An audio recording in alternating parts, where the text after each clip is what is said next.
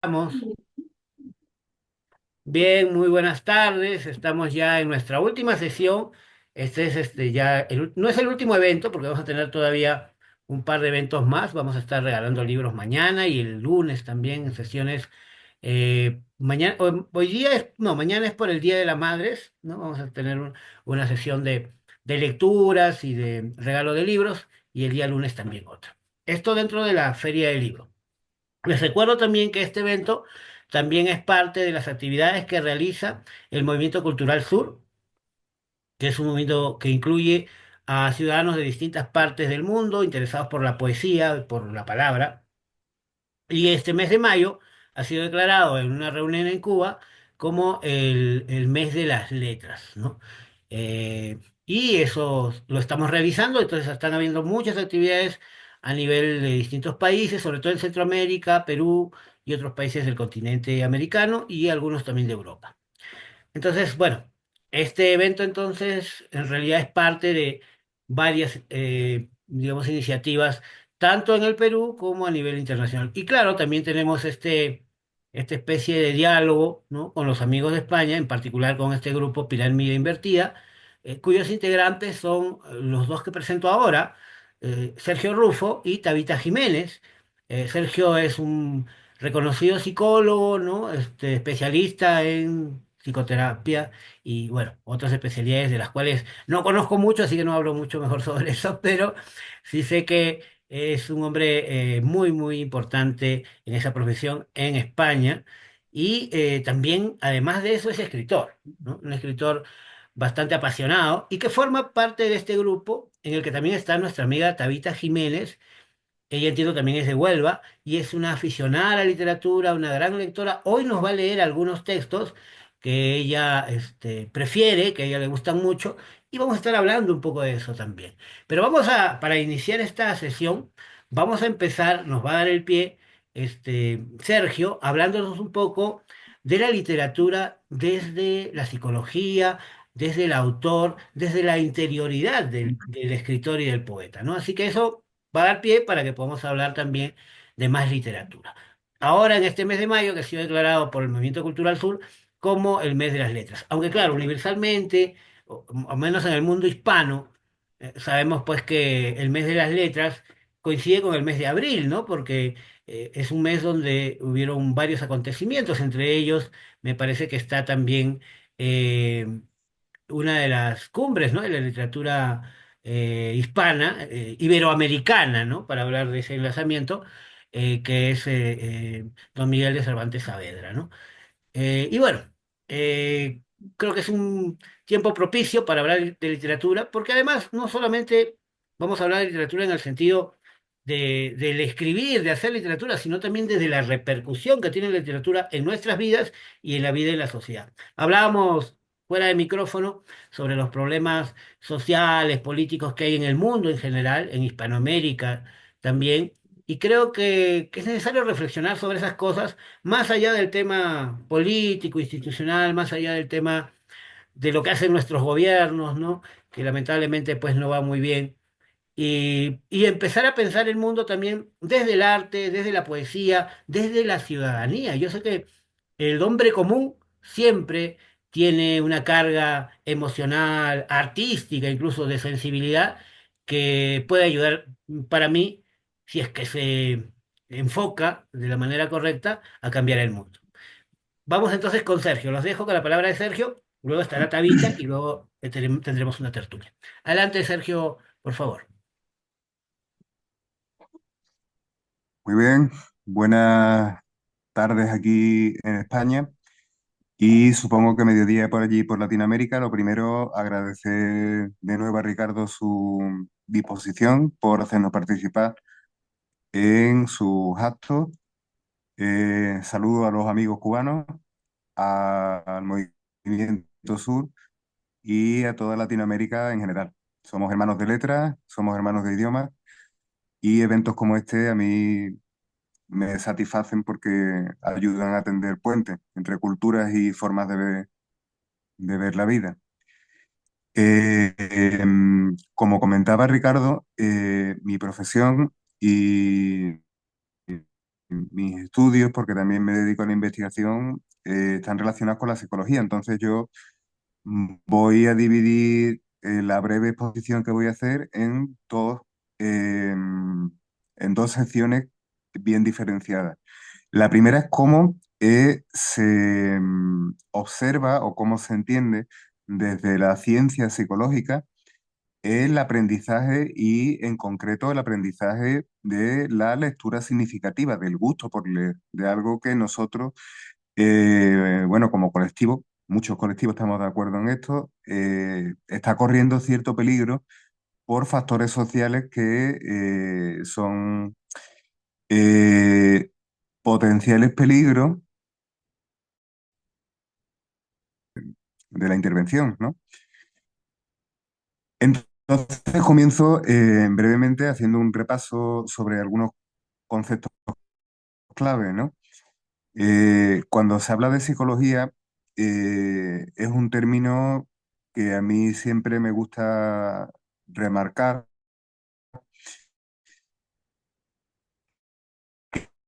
Es un término muy manoseado, es un término al que se le han dado muchas connotaciones, ¿vale? Entonces, para la gente que estudiamos psicología a un nivel académico, es importante distinguir lo que es la psicología, luego por naturaleza, porque anticipamos el comportamiento de los demás y somos seres sociales. Eso nos convierte en, al menos, observadores del comportamiento de los demás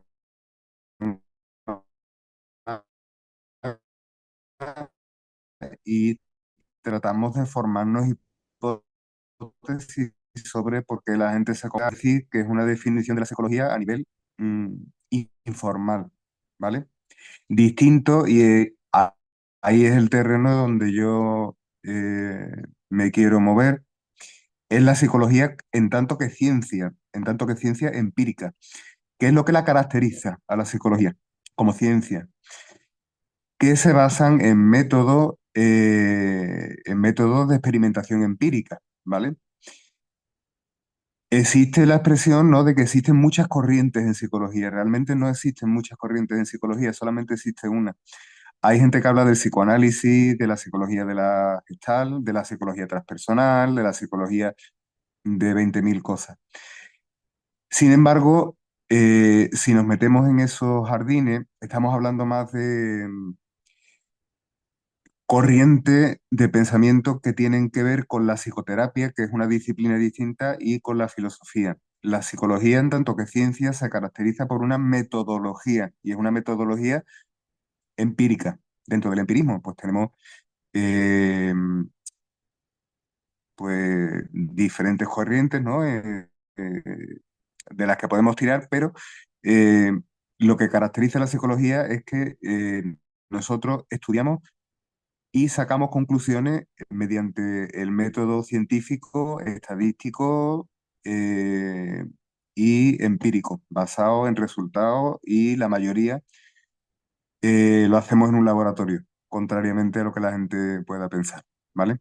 Y estudiamos desde procesos psicológicos básicos hasta la dinámica del aprendizaje, que es lo que nos trae aquí. Voy a comenzar con unas breves pinceladas sobre la psicología del aprendizaje, porque el gusto por la lectura, el placer de leer, es algo que se aprende, que nosotros aprendemos. Yo no tengo ningún problema en reconocer que mi orientación psicológica es conductual. Yo soy conductista, ¿vale? O lo que la gente definiría como conductista. Nosotros estudiamos la conducta observable y no observable, porque desde hace unos 20 años, por conducta o por comportamiento, también entendemos no solamente lo que hacemos, y es visible y medible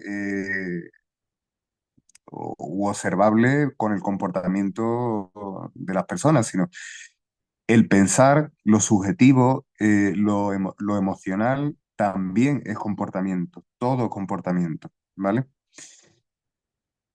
Eh, la psicología científica como tal, yo siempre he sostenido que comenzó pues a finales del siglo XIX en la Unión Soviética con un movimiento que se llamó la reflexología. Su padre fue Sechenov y la figura más importante de esta corriente fue Iván Pavlov, quien estableció pues, el cimiento, la base de lo que sería la psicología científica posterior, con lo que él llamó la teoría del condicionamiento clásico, ¿vale? ¿Esto qué quiere decir? Lo que ellos trataban de buscar o de explicar es cómo los organismos cambian su comportamiento en función de las experiencias que van recibiendo del entorno, ¿vale? Que es la definición de aprendizaje, que es un cambio de comportamiento observable, manifestable, que tiene lugar eh, porque ha existido una relación, una interacción entre el entorno y un organismo que hace que el organismo se comporte distinto en otras circunstancias eh, tras el aprendizaje, ¿vale? Em, Nuestros primos hermanos en la psicología, que sí también utilizan métodos positivos, aunque su enfoque es distinto, son los cognitivistas. La psicología cognitiva entiende, haciendo una analogía, se dedica a estudiar los procesos mentales como si nuestro aparato psíquico, por llamarlo de alguna manera, que algunos identifican con el cerebro, y entramos en el terreno de la neuropsicología, fuese una especie de ordenador o de procesador de datos que mediante una serie de procesos llega a una serie de conclusiones mediante razonamiento inductivo o deductivo y ahí se provoca un aprendizaje, ¿vale? Desde un punto de vista conductista, al ser el pensamiento también parte del conjunto del funcionamiento de la persona en el contexto, que no hay que perderlo de vista, nosotros sí estamos de acuerdo en lo que ellos dicen, aunque no en la explicación que ellos dan, ¿vale? Siguiendo con lo que nos interesa, que tiene que ver con el aprendizaje de la lectura, hay dos figuras muy importantes, ¿vale? Que han tenido mucho peso en la historia de la psicología. Y el primero de ellos es Jean Piaget, que se dedicaba a la psicología del desarrollo. Él trabajaba con niños y trabajaba desde un punto de vista cognitivo, ¿vale? Eh, Según este autor, pues por unos procesos de maduración que tenían que ver con el desarrollo anatómico de ciertas partes de la anatomía cerebral y a la vez con la interacción con el entorno, los chicos, poquito a poquito, iban siendo capaces de hacer más cosas, como por ejemplo generalizar, ya no veían, por ejemplo, varios objetos juntos puntiagudos, sino que eran capaces de llegar a un punto en el que decían lápices. Y entonces tenemos una abstracción, ¿vale? Ya no es un estímulo que está ahí y que tiene una serie de propiedades físicas, sino que existe un concepto que es lápiz, ¿vale? Con esto, pues va subiendo, subiendo, subiendo. Este hombre, Jean Piaget, eh, desarrolló una teoría bastante sólida que tuvo mucho peso en psicología durante muchos años, ¿vale? Muchas de sus tesis no están desfasadas, siguen vigentes, aunque la explicación desde la gran revolución que tuvo lugar en los años 80 con la psicología contextual, que recogía lo mejor de todas las otras corrientes, explicado en un lenguaje científico, pues llegó y la rescató, ¿vale?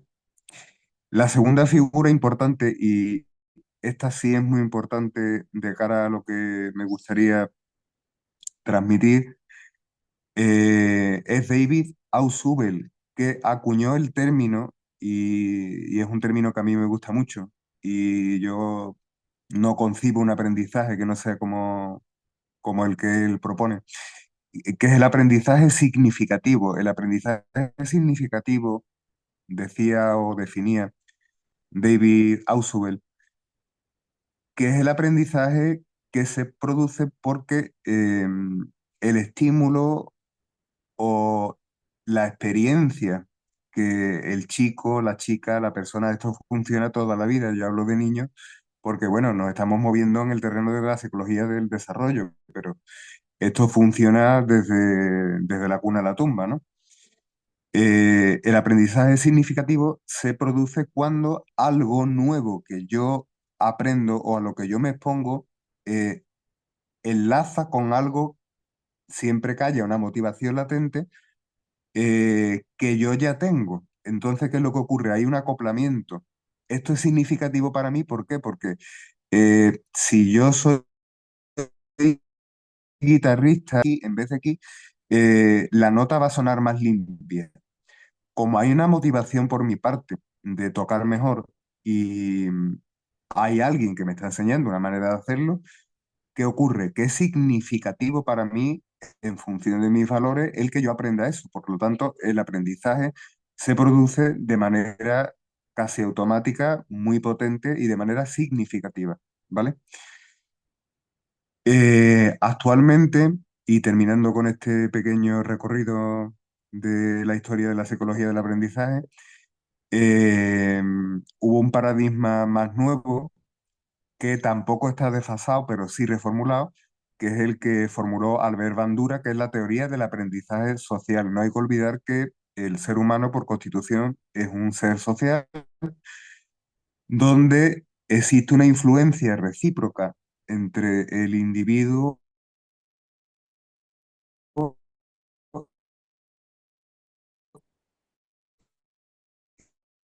y, y el aprendizaje imitativo es muy importante en su teoría. Y también en las teorías conductistas, ¿vale?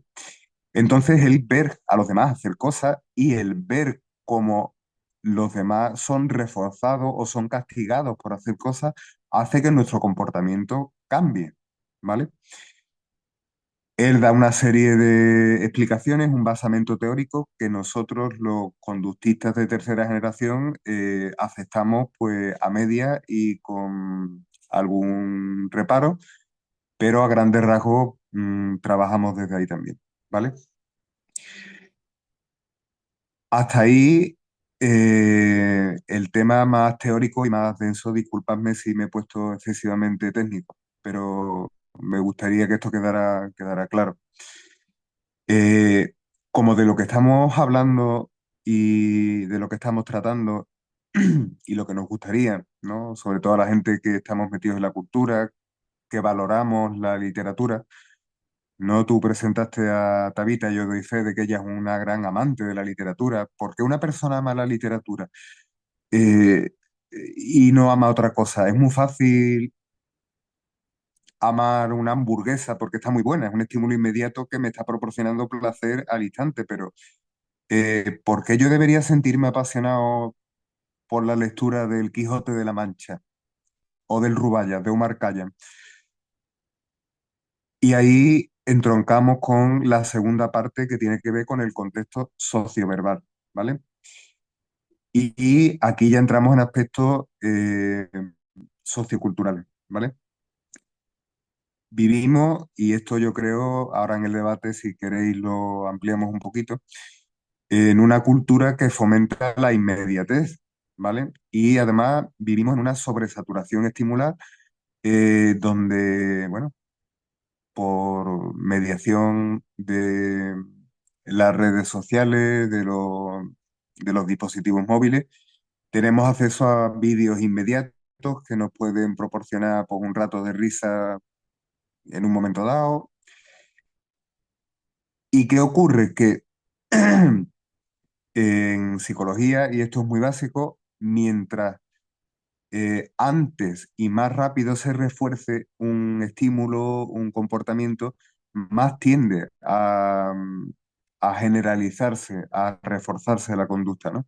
Sin embargo, eh, si yo quiero enriquecerme profundamente y quiero crecer como persona y quiero disfrutar, por ejemplo, de la Divina Comedia de Dante Alighieri o embarcarme en una obra, ¿no? No lo sé, ¿no? Las aventuras de Arthur Gordon Pym, de olvidaré su nombre, no me lo puedo creer, de Edgar Allan Poe. Eh, ¿Qué ocurre? El contexto socioverbal en el que nos movemos no fomenta eso. ¿Por qué? Porque fomenta la inmediatez. Lógicamente, si yo leo la Divina Comedia de Dante, si yo me adentro y invierto un tiempo y una atención y una motivación en leer El Quijote de la Mancha o El Lobo Estepario de Germán Hesse, yo voy a crecer como persona por muchas cosas. Primeramente va a enriquecer mi léxico. Ya sabemos por muchas hipótesis, la más famosa de ellas en psicología, la hipótesis de Sapir-Whorf, que en nuestro mundo, nuestra manera de vivenciar el mundo está muy condicionada por la riqueza de nuestro léxico y por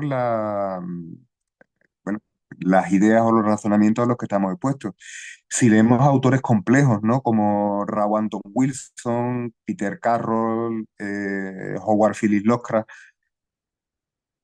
¿qué nos va a aportar eso? Pues nos va a aportar una cosmovisión, una visión de la vida que va a hacer que nosotros vivamos de una manera muchísimo más plena.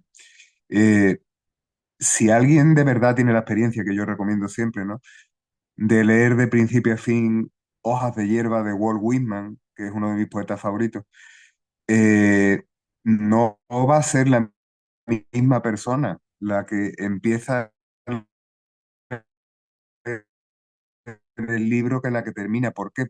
Se ha visto expuesto y eso ha cambiado, lógicamente, ha enriquecido su repertorio de conducta, ¿no? En este caso, a través del pensamiento. Se ha expuesto a analogía, a metáfora, a alegoría, a palabras, a razonamiento que no hubiera podido eh, eh, disfrutar, aprovechar si no lo hubiera hecho, ¿vale?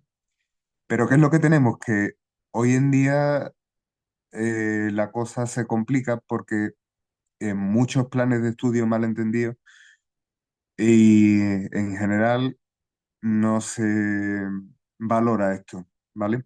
Y la sobreinformación que tenemos, la saturación informativa que tenemos, no ayuda, ¿vale?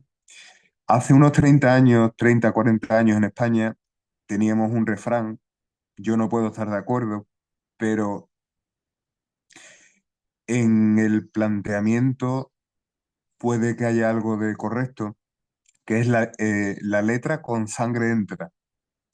En el fondo, aunque se exprese de una manera un poco violenta, quiere decir que si uno quiere aprovecharse de algo significativo y valioso, requiere un esfuerzo. No vivimos en una cultura del esfuerzo, ¿vale?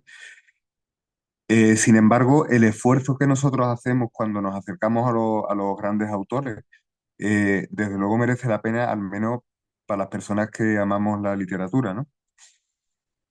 Y hoy en día, bueno, pues a pesar de que sí es cierto que hay un nicho de lectores que se están adaptando a nuevas formas de literatura, que suele ser microliteratura por los temas de inmediatez que ya he comentado y por otros factores, se está perdiendo. Yo, por ejemplo, voy a contar 40 años en agosto de este año y de mi generación, todo el mundo hemos leído Las flores del mar de Charles Baudelaire, porque la asignatura de lenguaje cuando estudiamos la EB todavía, la educación general básica, que ya no existe, eran lectura obligatoria. Y cuando nos hablaban de obligatorio, le damos una connotación como coercitiva. Sin embargo, han pasado los años, yo tengo 40 años y la lectura de Las flores del mar de Charles Baudelaire a mí me ha cambiado la vida. Eh, También nos hicieron leer y estudiar El Quijote de la Mancha.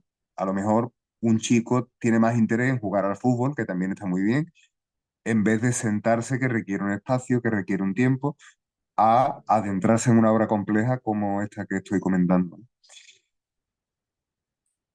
El caso es que hoy en día nos encontramos en el contexto de la hipermodernidad, pues en un aparente culto generalizado a la inmediatez que impide o que dificulta el disfrute de la auténtica poesía y de las posibilidades que la literatura puede aportar al crecimiento personal del ser humano. Porque sí es cierto que la literatura enriquece y nos cambia en todos los sentidos. Entonces, bueno, pues con actos como este que estamos haciendo, yo espero que se ponga en valor y con esto animo a los docentes sobre todo. Yo no me dedico a la docencia a tiempo completo, aunque algunas veces sí la he hecho, a no olvidar a nuestro amigo David Ausubel eh, cuando hablaba del aprendizaje significativo. Eh, si queremos que los chicos lean y adquieran el placer de leer, es importante que les demos algo que ellos valoren y a través de eso que ellos valoren descubran otras cosas. Y entonces hay un amor por la lectura. Por ejemplo, en mi caso, mi padre era un gran lector de tebeos de Mortadelo y Filemón.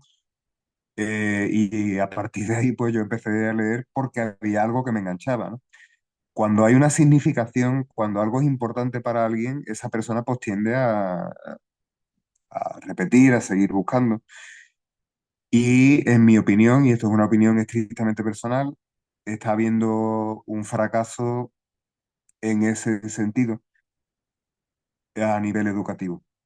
Aunque también está habiendo muchos esfuerzos por corregirlo y muchas cabezas pensantes y muy buenas que están tratando pues de que esto se revierta. El futuro de la literatura no lo sabemos. Lo que sí sabemos es que vienen generaciones donde hay excepciones eh, que son de celebrar, como por ejemplo es el caso de mi compañera Tabita, que sí traen eso por tradición familiar y por inclinación personal, pero desde luego no es lo que se oferta en los escaparates. Es algo que si antes era uno de cada 50, hoy en día es uno de cada 1000. Y un replanteamiento de la didáctica, del aprendizaje y del disfrute de la lectura, considero que, bueno, pues que es necesario. Y por mi parte, poco más que decir. Ahí dejo mi planteamiento y os dejo espacio y luego pues tendremos nuestro debate. Muchas gracias.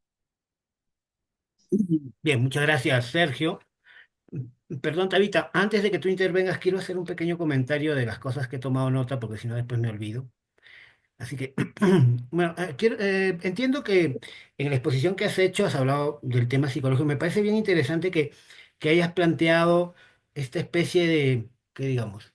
De banalización que hay en conceptos psicológicos, ¿no? Hay mucha gente que se atreve a hablar de estrés, incluso de psicoanálisis, ¿no? Hay una literatura postmarxista, digamos, que se apropia un poco del psicoanálisis, como Fromm, Derrida, toda esa corriente. Y creo que eso ha servido un poquito para un poco, quizá banalizar algunos conceptos de psicología, ¿no? Eh, sobre el conductismo, yo tenía, todavía tengo algún prejuicio respecto del conductismo, pero es por este estigma al que se ha llevado el experimento de Pavlov, ¿no? El tema del perro este, ¿no? Que repite, que come por puro estímulo, y se ha como estigmatizado eso como si toda respuesta conductista es mecánica necesariamente, pero creo que va más allá, ¿no? Porque en realidad es cierto, y eso creo que está demostrado, que todo comportamiento humano es conductista, en el sentido de que primero actuamos antes que pensarlo, ¿no? O sea, nuestras respuestas son mucho más, digamos, pragmáticas, directas, que pensadas, ¿no? Entonces, creo que es cierto que actuamos de una manera casi mecánica, ¿no? Eso por un lado, y hay otra cosa, ¿no? Que ahora se ha hecho, está como muy de moda, ¿no? hablar del tema de la neurología, de cómo funciona el cerebro, todo, cuando en realidad no conocemos cómo funciona el cerebro. Pero en función a algunos experimentos, algunas cosas que se han conocido respecto a cómo funciona el cerebro, ya se quiere lanzar conceptos, ¿no? Con una ciencia que en realidad todavía está muy, muy en pañales. Y eso me parece que es un poquito, primero pretencioso, pero además poco útil, ¿no? Para el desarrollo de la, digamos, del lenguaje humano. Otra cosa que quiero también, cuando hablas del tema de literatura, de la comunicación, a mí siempre se me ocurre, es algo, bueno, yo por formación leí mucho ciencia ficción cuando era chico, y hay un escritor que a mí me apasionó, que es Isaac Asimov, porque Isaac Asimov habla, él inventa, tiene un invento que se llama la psicohistoria, ¿no? Y la psicohistoria es una ciencia creada por él, de ficción, pero que tiene muchos ingredientes interesantes. Por ejemplo, un lenguaje, que es el que hablan los psicohistoriadores, que es un lenguaje que mezcla matemáticas, emoción y muy pocas palabras. En realidad, las palabras terminan siendo un poco menos útiles de lo que pensamos en un supuesto futuro, ¿no? Es más fácil comunicarse con matemáticas, emoción, y es verdad, o sea, gran parte de nuestra comunicación, o sea, yo puedo estar hablando, ¿no? Y diciendo cosas, pero ¿cuánto de esas palabras que yo estoy diciendo se entienden como yo las estoy diciendo? Y más bien, ¿cuánto de mis gestos, de mi postura, de mi intención está marcando mi discurso? Creo que es bastante más importante el tema emocional, el tema de cómo uno dice las cosas. Lo dice un poeta peruano, creo que lo he citado en algún momento, César Vallejo. Él en una carta a Vicente Huidobro le responde, ¿no? Le dice, porque Huidobro era un positivista, un hombre que muy inteligente, un gran poeta y que tenía pues una cierta discordancia, entonces le dice, "Pero la poesía es básicamente intelecto, ¿no?" Dice Huidobro. Es ingenio, es positivismo, pues, pero Vallejo entonces le responde, no, en realidad la poesía no es intelecto, es otra forma de inteligencia, dice, es la inteligencia del sentir. Y eso es difícil a veces de entender porque la inteligencia del sentir en la tradición dura, digamos, de Occidente, ¿no? Es primero el conocimiento, digamos, empírico, es anterior al conocimiento científico, es el más evolucionado, ¿no? El positivo, ¿no? Pero los otros conocimientos, el religioso, el moral, el emocional, son conocimientos, digamos, que como que están un poco a la saga. Hoy en día creo que eso se está equilibrando, ya sabemos que hay distintas inteligencias, pero sigue siendo todavía un estigma esto de que la inteligencia poética, por ejemplo, para mí no es igual a la inteligencia racional. Por eso yo cuestiono mucho los discursos poéticos que son excesivamente racionales. O sea, excesivamente intelectuales, digamos, no racionales, sino intelectuales, ¿no? Y que pretenden que la poesía sea, y eso me pasó a mí en el principio con mi poesía. Yo era un poeta muy dado a buscar mucha técnica, muchas fórmulas, ¿no?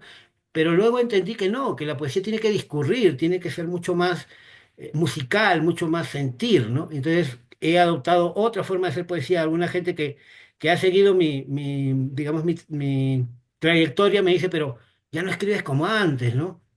Y sí, es cierto, he cambiado mucho porque ahora mi poesía es mucho más sencilla, mucho más directa.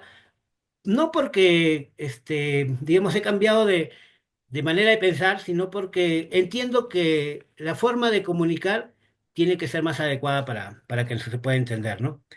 Y después, otro tema también que habías mencionado y yo re- recordaba, hace poco conversaba con una poeta huancabericana, una linda poeta, muy, muy buena, y sobre todo me gusta porque es una persona que experimenta, que está evolucionando, que no se queda en un discurso pues maniqueo, digamos, espectacular, así de intentar impresionar, sino que más bien busca interiormente una poética propia, ¿no? Entonces yo le decía, muy bien, sigue en tu exploración y creo que vas a ir cosechando cosas, ¿no? Pero para mí una cosa, un consejo que le di es y que para mí es una cosa bien importante, es que si uno hace un discurso poético, no es simplemente para impresionar a un público, sino que uno tiene que ir construyendo una coherencia propia.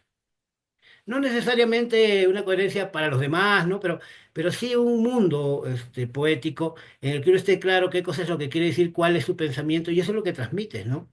Entonces no es escribir por escribir, porque ahora hay mucha gente que está muy bien que uno exprese lo que quiere, pero no le puedes decir poesía a algo que simplemente soltaste porque se te ocurrió, ¿no?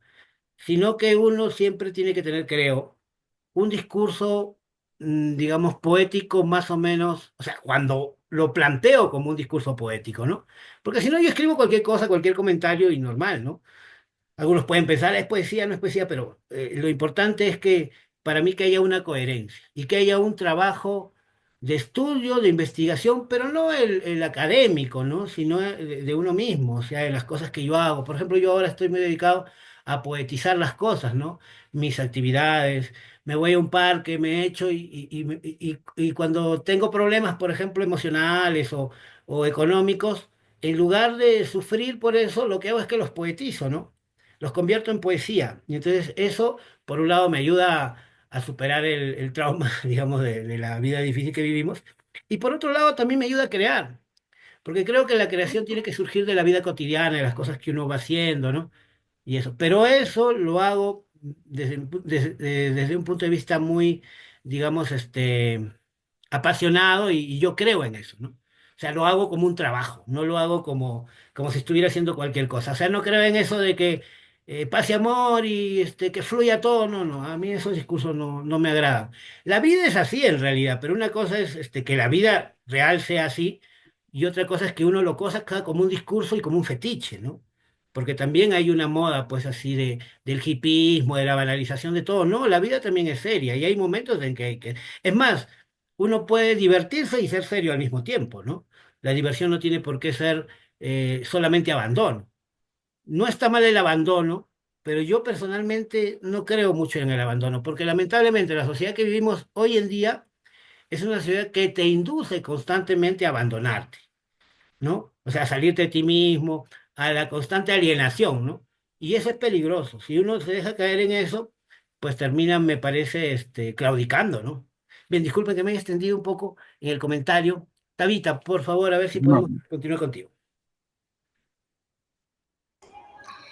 Buenas tardes y muchas gracias por permitirme participar en este rato tan maravilloso, tan enriquecedor con vosotros.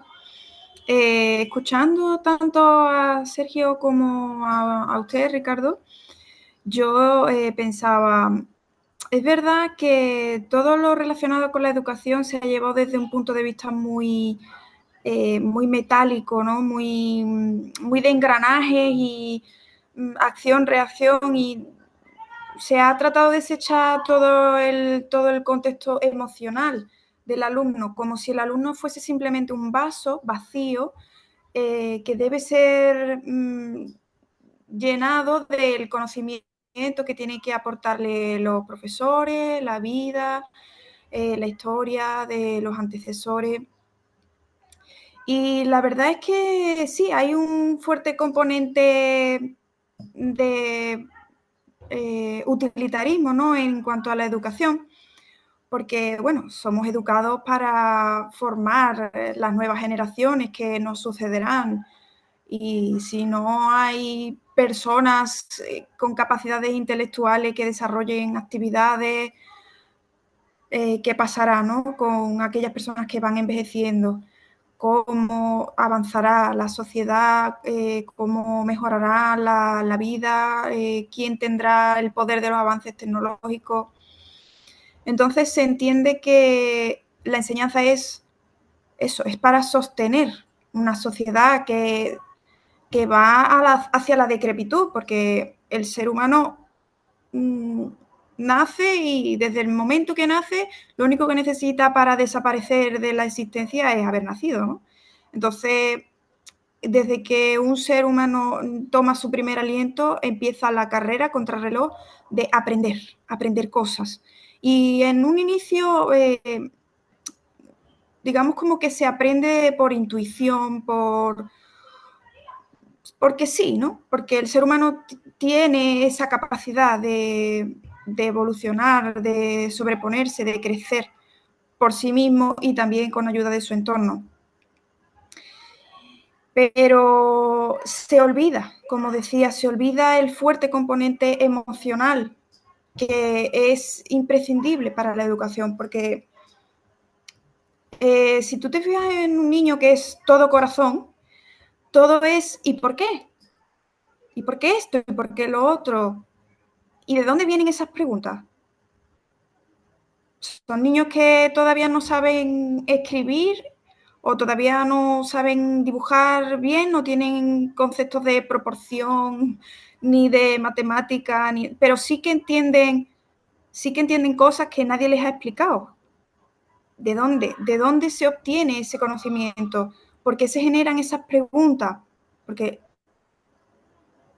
la mente tiene sus propios recursos para aprender la información. Entonces, ahí es un detalle, algo importante que yo quería aportar, que es el tema del cognitivismo, porque sí, es verdad que el conductismo ha sido algo que ha estado muy de moda y maravilloso y todo, pero sí que es verdad que la psicología cognitiva ha sido muy importante desde mediados del siglo XX. Entonces, para los que no lo sepan, el cognitivismo viene a decir que el aprendizaje no es solo una respuesta ante los estímulos externos, que es lo que yo decía hace un momento sobre los niños que preguntan tanto, ¿no? Sino que es un proceso activo e interno, es cómo se estructura el pensamiento, el mapa del conocimiento dentro de la mente de un individuo que va como uniendo pequeñas piezas hasta establecer un mapa grandísimo. Y todo ese mapa se apunta a través de emociones, emociones positivas, emociones negativas, emociones neutras, porque lo bonito del ser humano es lo complejo que es en todas sus áreas. El ser humano nunca dejará de sorprendernos siempre y cuando trabajemos en descubrirlo, descubrir el mundo interior del individuo y cómo se expresa ese mundo interior, cómo fluye hacia afuera. Yo siempre he pensado que la escritura es como el agua y la sangre que emana de una herida del alma, porque la gente que no tiene sufrimiento, que no tiene pasiones, que no tiene situaciones de esperanza, de ilusión, de miedo, las personas que no se preguntan quién soy, de dónde vengo, a dónde voy, por qué esto, por qué lo otro, esas personas nunca se lanzan a escribir, nunca se lanzan a leer. Entonces, ¿qué pasa? Que estas personas que son tremendamente sensitivas son normalmente las personas que acaban siendo artistas y entre ellos, pues, escritores, ¿no? De diversas disciplinas, porque ya sabemos que, aunque la palabra es una cárcel, pero es una cárcel que da libertad.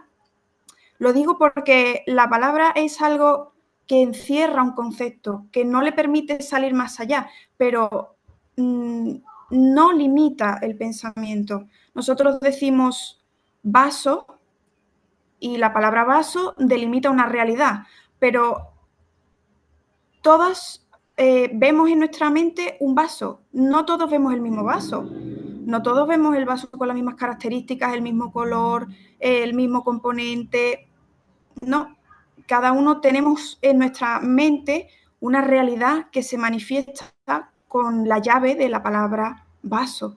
Y eso es la literatura, es una llave que abre la mente a una realidad. Y cada uno pues ve una realidad acotada, ¿no? A lo que conoce, incluso lo que puede alcanzar a imaginar, porque a veces no conocemos toda la realidad, pero sí la vislumbramos a través de la imaginación, que es eso, gracias a eso, a la pregunta genuina, ¿no? Que es por lo que tenemos el poder de la imaginación. Entonces, yo quería decir que, dado que la educación es una herramienta, que permite formar ciudadanos críticos, ciudadanos independientes, ciudadanos que generan economía, ciudadanos que sostienen un país, ciudadanos que piensan, bueno, se supone que la intención es generar ciudadanos que piensan. A día de hoy vemos que cuando una persona termina sus estudios obligatorios, se le hace una pregunta que es de cajón, todo el mundo te pregunta lo mismo. ¿Y qué vas a estudiar? Y si a ti se te ocurre decir, pues yo voy a estudiar, qué sé yo, cristalería, y te preguntan, niño, ¿de eso se come? Y es como, pues mira, la verdad es que no me he planteado si se come o no. Yo lo que sé es que hay una pasión en mí de crear arte con cristal, ¿no? O, ¿qué vas a estudiar? No, pues voy a estudiar, qué sé yo, filosofía del siglo XX. Y te dicen, ¿y eso para qué vale? ¿Te sirve de algo? Eso da trabajo, niño. Eso te va a permitir casarte o desarrollar tus planes de futuro, independizarte. Ah, pues mira, no lo sé, no lo había pensado. Yo ahora mismo lo que tengo es un deseo de crecer, un deseo de proyectarme en aquellas áreas, ¿no? que me generan pasión, que me hacen vibrar, ¿no? Entonces, es muy importante que la educación tenga un componente emocional, más allá de lo que es lo funcional, que sí, que obvio, todos tenemos que comer, todos tenemos que desarrollarnos en algún área de especialización económica y social, sí, pero no podemos olvidar que el ser humano es pasión. Sin pasión el ser humano no se levanta de la cama. No, no hay un propósito en el ser humano y el ser humano no avanza. Y para mí eso es la literatura, un propósito por el que levantarme cada día, porque la literatura es la expresión artística del alma, es como darle forma a algo que no podemos ver. Porque tú haces una radiografía y puedes ver los huesos de una persona, puedes saber si hay una fractura. Tú pones un microscopio una muestra y puedes ver qué tipo de sangre es una persona o si presenta leucocitos y tiene una infección en la sangre. Pero ¿y cómo vemos el alma? ¿Cómo vemos la energía, el sufrimiento, los anhelos? ¿Cómo los vemos? A través del arte. Es que el arte es imprescindible, por mucho que digan que el arte no da de comer, pero es que todo tiene que ser llenar. Hemos olvidado que hay una parte del ser humano que es imprescindible, que es el alma. ¿Cómo se llena el alma? ¿Cómo se cultiva el alma? A través del arte. Entonces, yo considero un propósito de vida, tanto mío personal como de la sociedad, del grupo de personas que piensan, considero imprescindible que se encienda la mecha de los jóvenes, que se encienda la pasión, la pregunta, ¿por qué pasa esto? ¿Por qué pasa lo otro? ¿Y si aquello? ¿Y si la pregunta es el germen de la creación? Para dar solución, para llenar ese vacío existencial, ¿no? Entonces, como decía, necesitamos la literatura, necesitamos el arte para explorar el mundo interior nuestro y para explorar el mundo interior de otras personas que no podríamos ver de otra manera, porque no pueden ser captados de otra manera. Entonces, es verdad que hay muchos géneros literarios y que cada género literario tiene unas estructuras y a veces incluso hay personas que dicen, no, es que yo no me quiero encadenar con los géneros literarios, yo escribo libremente. Bien, me parece genial, porque como decía, es que una herida sangra y no mide la velocidad a la que sangra ni cuánto se desangra el ser humano. Es simplemente desprenderse. Y así es el arte, así es la literatura, es desprenderse, es emanar lo que eres, lo que hay en tu interior. Entonces, está bien, está bien.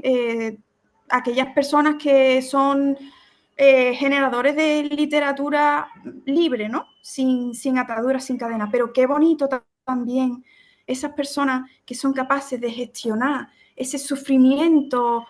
Digo sufrimiento no como algo negativo, sino la pulsión, ¿no? La pasión que hay en las personas, que puede transmitirse como algo dulce, amargo, complejo, gris, azul, rosa, de tantas maneras, ¿no?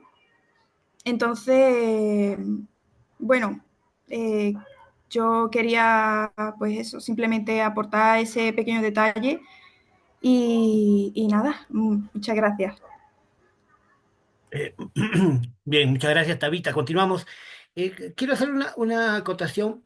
Cuando hablabas de cognitismo, yo me refería, cuando se habla del tema de la mecanicidad, digamos, de nuestras acciones, más bien me refería al conductismo, no al cognitismo. Creo que el cognitismo es posterior. Solo esa precisión.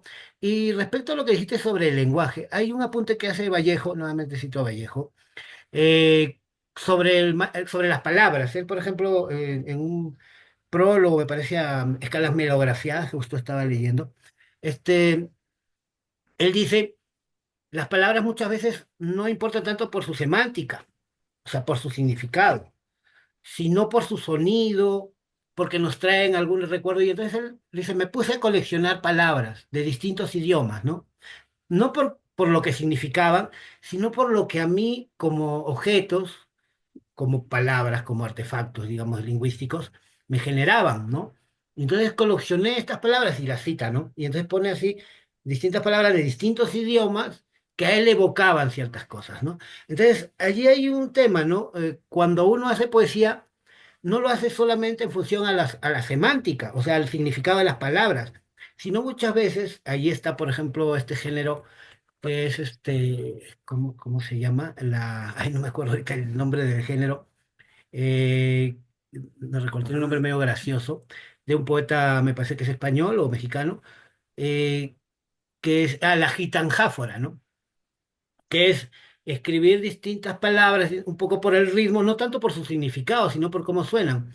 Yo cuando era chico también hacía eso, escribía poemas que no significaban nada. Por ejemplo, tengo uno que es así bien cortito, que dice este, la ballena que surge iridiscente, el cielo, el mar, las nubes saturnales. Yo tu sonrisa muerdo con los dientes, sabría contenerlos ciego a males. Son palabras que en realidad no tienen mucho significado, lo que llaman ripio, ¿no? Pero que tienen un sonido y una musicalidad que para mí era eso mágico, ¿no? Entonces jugaba con las palabras. Entonces, ¿qué tanto las palabras, por su semántica, nos influyen? ¿Y qué tanto es el sonido mismo de las palabras, eh, la connotación que tienen en general para nosotros? Hay palabras, por ejemplo, que siempre repetimos, ¿no? Que son casi como un mantra para nosotros. Entonces, yo creo que si bien la palabra es un artefacto, hasta cierto punto limitado, la poesía lo que hace es utilizar las palabras de un modo diferente, ¿no? O sea, tratando de sacarle la vuelta a la semántica y dándoles otra connotación, ¿no? A veces incluso cuando yo hablo, cuando elaboro un discurso, la gente dice que no me entiende, porque lo que pasa es que las referencias que yo hago son a otras cosas que estoy pensando y de repente las palabras que digo no necesariamente van a ser entendidas de esa manera, ¿no? Entonces, es un mundo y creo que esa es la raíz un poco de la poesía, ¿no? El ir experimentando no solo con la semántica, no solo con el significado que tienen en determinado contexto, sino con todo aquello que nos hace referencia una palabra, ¿no?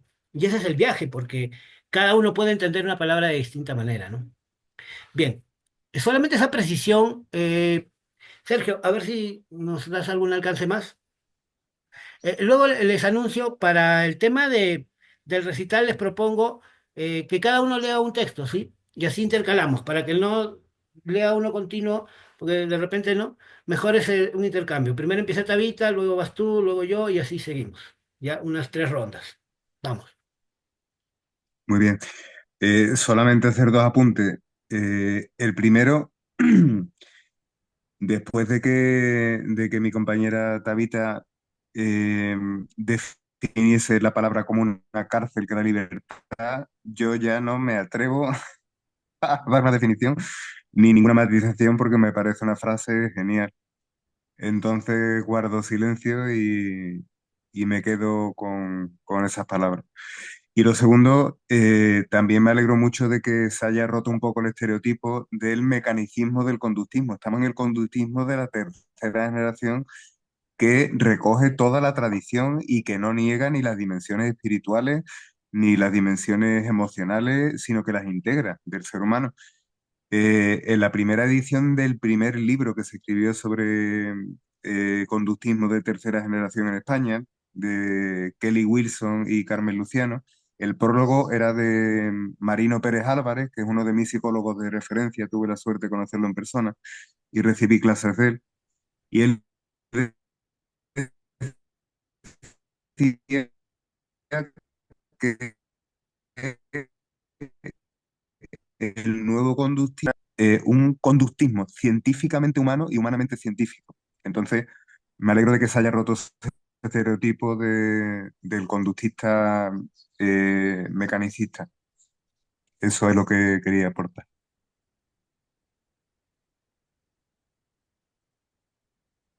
Bien, creo que empezamos ya. ¿Quieres decir algo más, Tabita, respecto a esta charlita o vamos ya de frente con la lectura?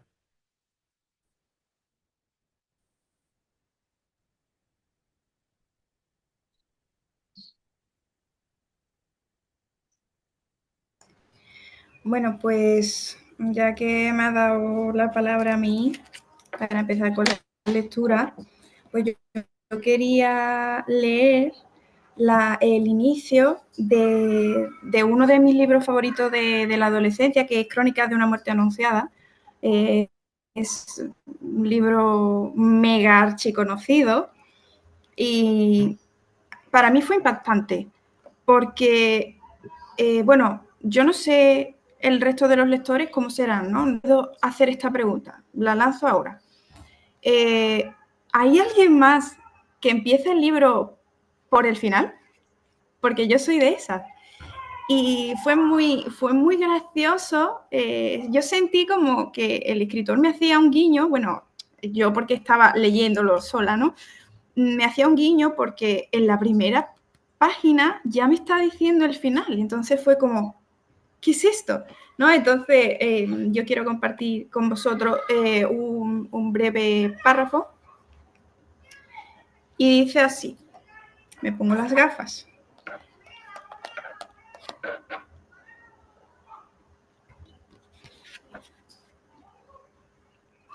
El día en que lo iban a matar, Santiago Nazar se levantó a las 5:30 de la mañana para esperar el buque que llegaba del obispo.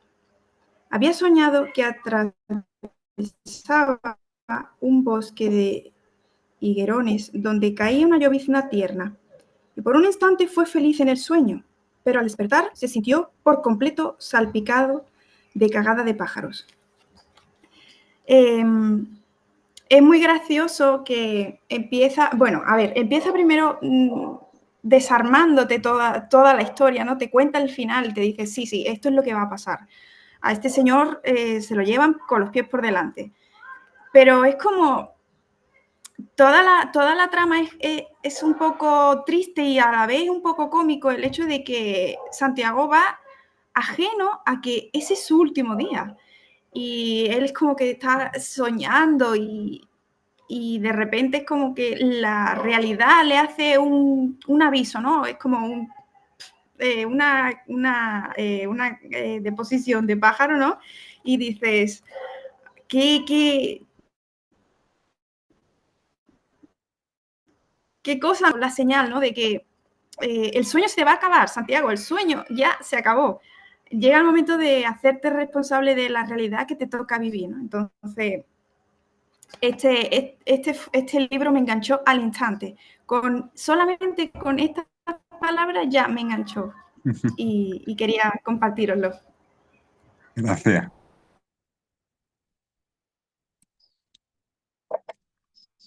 ¿Aló? ¿Me oyen? Hola, hola, hola. ¿Sí? Sí, sí me oyen, ¿no? Me he puesto el audífono porque acá hay una bulla muy fuerte. Bueno, la sierra peruana, les cuento, es muy celebratoria. Acá hay fiestas de patrones, ¿no? Fiestas religiosas, hay cada fin de semana y hacen una bulla terrible, así que me puse el audífono para poder escuchar. Y también me he salido un poco de la imagen porque veo que cuando tú hablas, Sergio, como que se entrecorta un poco y es que está sobrecargado, mi internet es muy lento. Entonces, cuando me pongo mi imagen, veo que tú, cuando hablas, se te, se te distorsiona un poco la voz. Entonces, voy a poner mi imagen solamente cuando hable Tabita o yo, porque tenemos, creo, mejor señal. Cuando tú hables, me voy a salir, ¿ya? A ver, Muy bien. entonces, continuamos con la lectura contigo, por favor, Sergio. Vale, antes de empezar con mi lectura, quería recordar una Igual, igual. tanka, que es un género de poesía japonesa a la que también me dedico, a colación de lo que decía David. La tanka dice así, no, no rima, pero dice así, dice, es una suerte que las vacas no vuelen, dijo el mesero limpiando la mesa de excrementos de pájaro. Disculpa, pero lo tenía que decir. Voy a recitar un poema de uno de mis libros nuevos que estoy promocionando, ya aprovecho. Poesías del Caos, ediciones oblicuas, Barcelona. Desde aquí aprovecho también para saludar a Alberto Trinidad, mi amigo y editor. Empieza con una cita de una maestra sufí. Rabia a la dawiya al Cuaisilla, disculpa mi árabe rudimentario. Y la cita dice así: ¿De dónde vienes? Le preguntaron. ¿Y a dónde vas? Hacia el otro mundo. ¿Y qué haces en este mundo? Me burlo de él. ¿Y cómo te burlas? Como su pan y hago las obras del otro mundo. El poema se titula Cuán bellas las sendas que cruzan los astros. Y dice así: Liberto ya sin las cadenas del tiempo, a- habiendo flanqueado velos del éter rajando, subiendo entre brisas astrales flotando, me hallé en mi interior abrumado entonando. Cuán bellas las sendas que cruzan los astros.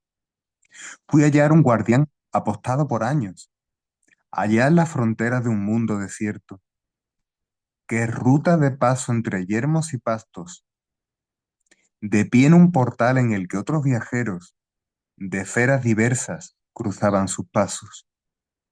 Un sol y dos lunas, arriba en lo alto, cantaban un himno de luz simultáneo, tras nubes de arena ambarina brillante. Buen viaje, viajeros, decían en sus cantos. Cuán bellas las sendas que cruzan los astros. Con solo mirarme aquel viejo soldado, su porte el de un sabio, su piel de alabastro, me supo despierto. Terrible pecado, allende el umbral de un portal destinado a un paso sin fin de soñantes y muertos. Marché sin temor a su puesto enclavado. No me avergonzó haber sido descubierto. ¿Qué más cupo hacer sin andar a su encuentro? No hubo ira en su rostro, calmado, sereno. Fui a ser otro más, ya los hubo primero, de una horda de pícaros aventureros. Acércate, vamos, avanza sin miedo. Viajero, cantemos, brotó de sus labios. Cuán bellas las sendas que cruzan los astros. Callamos después reverentes a un tiempo. Gustamos la paz de un silencio fraterno, de sardos ancianos, cual niños eternos. Cuán inusitadas juzgamos enhiestos, cuán impredecibles las fintas del Evo, cuán maravillosas silentes hallamos, cuán bellas las sendas que cruzan los astros. Sé que he de marchar, dije al fin apenado, y lo haré, volveré por donde hube llegado, mas por compasión, cuéntame, miliciano, los haces de mundos que hoy se me han mostrado, ¿se saben presentes e interconectados? ¿Conocen uno de los otros su estado? Quizás que en algún aledaño lejano se tiene noticia del Dios exaltado. Los hay que lo ignoran, también informados. Hay mundos que se abren y hay otros sellados. Hay quien todo sabe y los hay descarriados. Y hay mil peregrinos que indagan los rastros que ciertos heraldos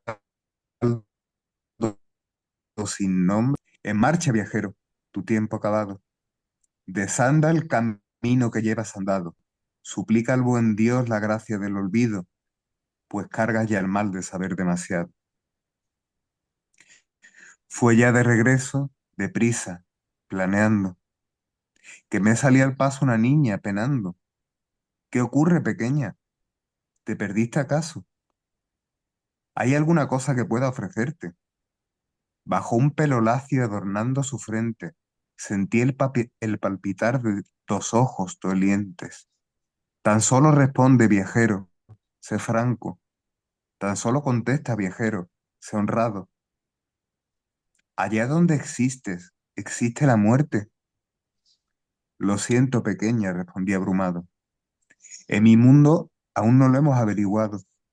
Comparto tu pena, también yo la arrastro. Yo y todos mis hermanos desconsolados. No obstante, mi niña, ven, toma mis manos y mira hacia arriba. No todo es ajado. Hallemos alivio en lo inmenso y lo vasto. Busquemos consuelo en lo hermoso y lo humano. Observa, pequeña, y no llores en vano. Contempla, mi niña, allá arriba en lo alto. Cuán bella es la senda. ¿No es cierto, hija mía? Cuán bellas las sendas que cruzan los astros. Muchas gracias. Bravo.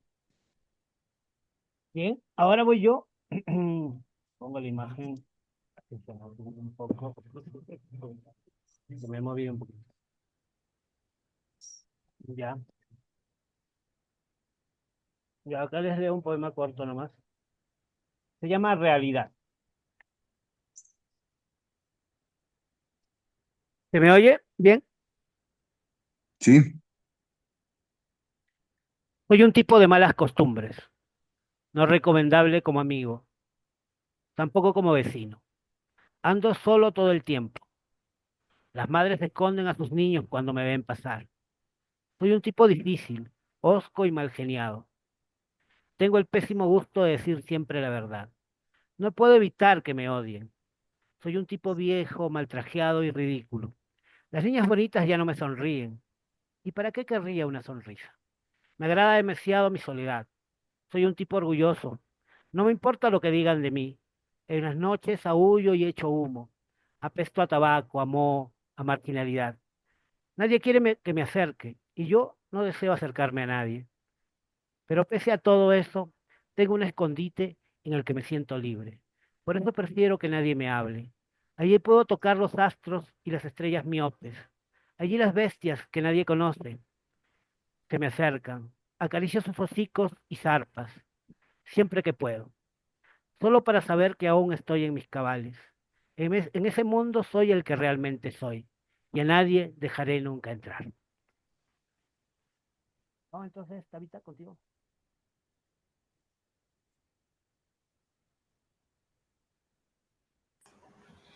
Bueno, yo ahora me gustaría leer un poema de Santa Teresa de Jesús, que es una mujer maravillosa que a mí me identificó muchísimo, porque las dos tenemos fe, ¿no? Y es una de las primeras mujeres que han escrito, que han sido visibles en la literatura española.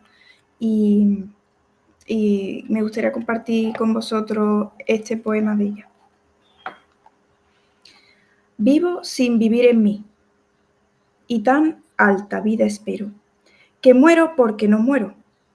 Vivo ya fuera de mí, después que muero de amor, porque vivo en el Señor, que me quiso para sí, cuando al corazón le di, puso en mí este letrero, que muero porque no muero. Esta divina unión y el amor con el que yo vivo hace a mi Dios, mi cautivo, y libre mi corazón. Y causa de mi tal pasión, ver a mi Dios prisionero, que muero porque no muero. Ay, qué larga es esta vida, qué duros estos destierros, esta cárcel y estos hierros en que está el alma metida. Solo esperar la salida me causa un dolor tan fiero que muero porque no muero. Acaba ya de dejarme vida, no me seas molesta, porque muriendo, ¿qué resta sino vivir y gozarme? No dejes de consolarme, muerte, que así te requiero, que muero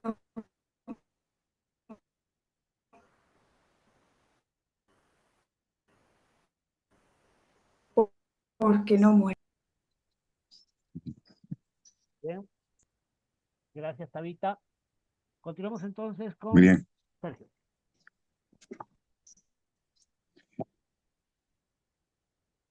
Termino con un poema más breve, también perteneciente a mi obra Poesía del Caos. Se trata de un soneto alejandrino, quiere decir de 14 versos con estrambote. El título se llama Tres veces Santa, Cáligo 3.1, y dice así: Oh hermosa dama, tú inflamas con llamas heladas los aposentos sangrientos de mis pensamientos. Tus movimientos violentos dirigen los vientos hacia cañadas sagradas de gracia umbelada. Hoy vi abrasadas las alas de añil de miladas. Hoy vi temblar los cimientos de cruentos lamentos. Hoy vi mullir los fragmentos de un cril de tormentos y las alfadas de todos los todos y nadas. Hoy copié versos perversos a Sri Janeswara. Hoy di consuelo en su duelo a una viuda reciente. Hoy sentí el beso del grueso universo en mi cara. Hoy alcé el vuelo al cielo de un sol resplandeciente. Hoy vi los huesos traviesos del vil de Apasmara y con anhelo y sin velo tu rostro sonriente. Oh cálido,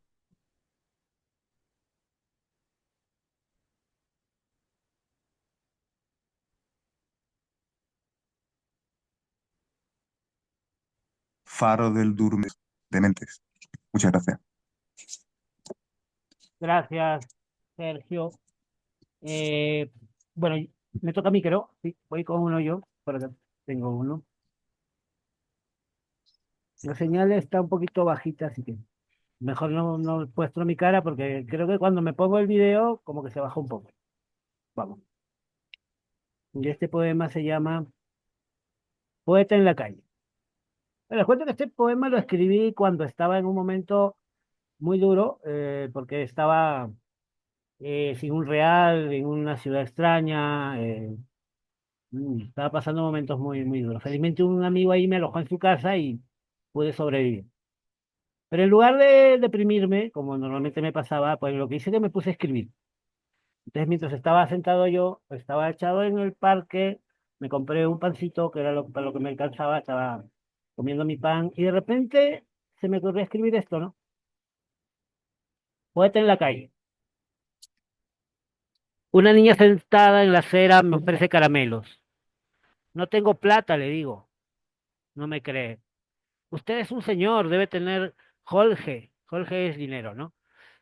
Y esposa, hijos, casa, carro. Pero no tengo nada de eso. Apenas una maleta con cachivaches y una vieja computadora que compré en mis buenos tiempos. Y noto que quizá para el común de los mortales mi pobreza es obscena. No es que me esfuerce en ocultarla. Solo soy un poeta que escribe mientras camina, ya sin dientes, pero con una sonrisa ingenua en el alma. ¿Y será por eso que nada me afecta seriamente? No, no es insensibilidad ni mucho menos. Es que las cosas del mundo humano ya no tienen sentido para mí. Y aquí, tumbado en el césped del Parque Magdalena, es curioso. Solo en este parque puede uno tumbarse tranquilo sin que algún jardinero diga, no pise usted el césped. En Ayacucho soy feliz de infinitas maneras. Sé que un día en el Ucupacha no podré recordar este día, pero un presentimiento tendré, y la felicidad será igual en uno y otro universo. Bien, vamos con Tabita. Uno más. Bueno, me gustaría leer una parte de un soneto amoroso de Francisco de Quevedo. Es cielo abrasador, es fuego helado, es herida que duele y no se siente. Es un soñado bien, un mal presente. Es un breve descanso muy cansado. Es un descuido que nos da cuidado. Un cobarde con nombre de valiente. Un andar solitario entre la gente. Un amar solamente ser amado. Es una libertad encarcelada que dura hasta el postrero paroxismo. Enfermedad que crece si es curada. Este es el niño amor, este es su abismo. Mirad cuál amistad tendrá con nada el que en todo es contrario a sí mismo. Gracias. Gracias a ti, Tabita. Sergio, ¿te lees un hito más?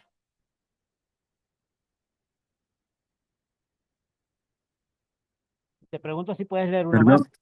Sí, Sí, claro. ya, vamos. Voy por uno cortito y con esto termino. También se trata de un soneto alejandrino, pero este es más cortito porque va sin estrambote. Empieza con una cita de un matemático eh, que se llama Manuel Mandelbrot y el poema tiene como objetivo simplemente mostrar la belleza de la creación. La cita dice así: una materia infinitamente discontinua, un éter continuo, sembrado de minúsculas estrellas, también aparece en el universo cósmico, y se puede llegar también a la misma conclusión que más arriba, imaginando esferas cada vez mayores que abarquen sucesivamente planetas, sistemas solares, estrellas y nebulosas. El poema se titula El cantar de los mundos. Id, acercaos y escuchad el cantar de los mundos. Ved cómo brillan cual haces de estrellas fugaces. Van en torrente hacia el frente, salvando sagaces los remolinos mezquinos del tiempo iracundo. Forman afluentes tangentes sus cursos fecundos. Lejos, donde acederillas e islillas voraces sorben sus aguas, las fraguas de los albarraces, malvas, engarces sagaces del cosmos profundo. Id manantiales astrales marchando en torrente, reconfortad la frialdad de los yermos perversos. Id, dad a luz a la luz del amor incipiente, al viejo ardor del cantor del que brotan los versos, al musgo añejo que cuelga perplejo del puente, y a toda vida escondida allá en los multiversos. Muchas gracias. Gracias. Tabita, uno más.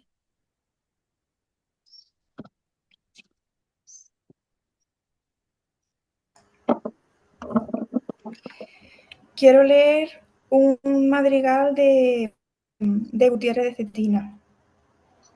Ojos claros, serenos, si de un dulce mirar sois alabados, ¿por qué, si me miráis, miráis airados? Si cuanto más piadosos, más bellos parecéis a aquel que os mira, no me miréis con ira, porque no parezcáis menos hermosos. Ay, tormentos rabiosos, ojos claros, serenos, ya que así me miráis, miradme al menos. Gracias. Gracias. Bueno, ahora yo voy a leer un poema que se titula Este no es un poema de amor. Este no es un poema de amor. Flaca, alta, un poco facha y un alguito conservadora. Pero ¿qué se le va a hacer? Nadie es perfecto.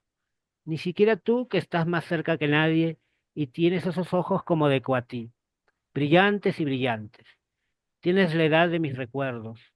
Una tarde de verano en Alto Selva Alegre, en esa avenida larga que lleva hasta no sé dónde. Yo caminaba todos los días junto con mi padre, hasta el pueblo bonaerense de las Polvaredas, y ese era el fin de mi patria, y ese era todo mi mundo. Y ahora vienes tú, desconocida, y clavas este puñal en mi corazón para siempre, y lo peor es que no muero, no puedo morir. Soy un zombi que sigue tus pasos, y no, este no es un poema de amor. Bien. ¿Alguien más interviene? Vamos, ya esta es la Muy última bien. ronda. Vamos, Sergio. Vale, yo voy a terminar con un haiku muy breve.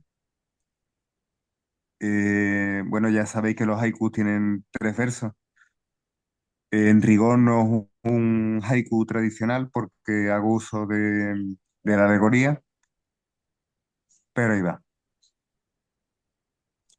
¿Quién te mandaba a luchar contra el viento, árbol caído?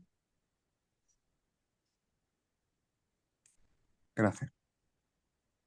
Tabita, quiero que tú termines para cerrar con broche de oro, así que yo voy a abusar y voy a leer uno más, ¿sí?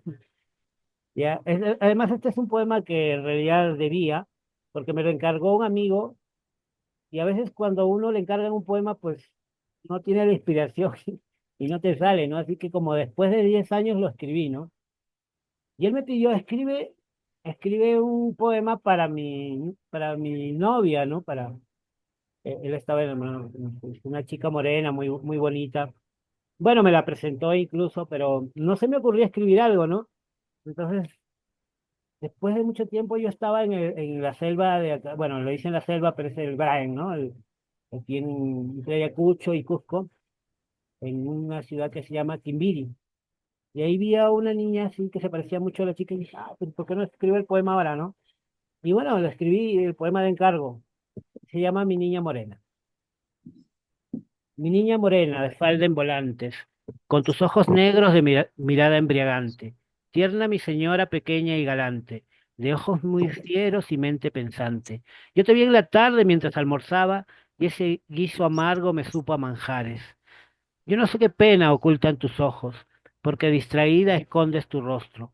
Y aunque tu sonrisa ilumine el aire, veo que en tu adentro hay algo que anhela, libertad de sierva, de hada y de amante.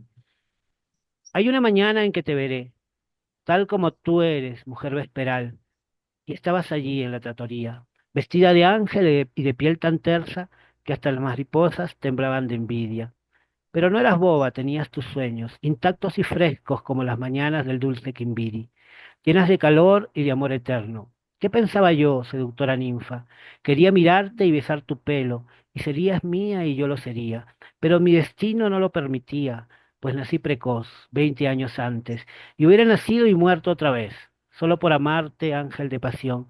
Qué delicadeza la de tu expresión. Eres tierna, dulce y fuerte a la vez, como un junco dúctil, flexible también. Tu cintura estrecha y tu cabellera ni larga ni corta abrevian la ruta hacia la esperanza. Tu sonrisa se parece a la promesa de amistad, amor y libertad. No sé cómo explicar lo que significa tu belleza arcana. Tu presencia es como un golpe fuerte en el corazón, que mata y resucita al ciego de amor. Cuando yo te vi, llegué a comprender que todos mis años, todo mi saber, no valen ni un poco frente a ti, mujer, y que eres el río que orada la roca, y tu sencillez, distraída eterna, nos da la alegría para continuar. Eres bocanada de algún aire fresco, y eres como el sueño ligero de un niño. Pero no despiertes aún, mi pequeña. Espera que encienda la luz todavía. Bien, yo terminé ahí. Vamos, Tabita, por favor, terminamos contigo.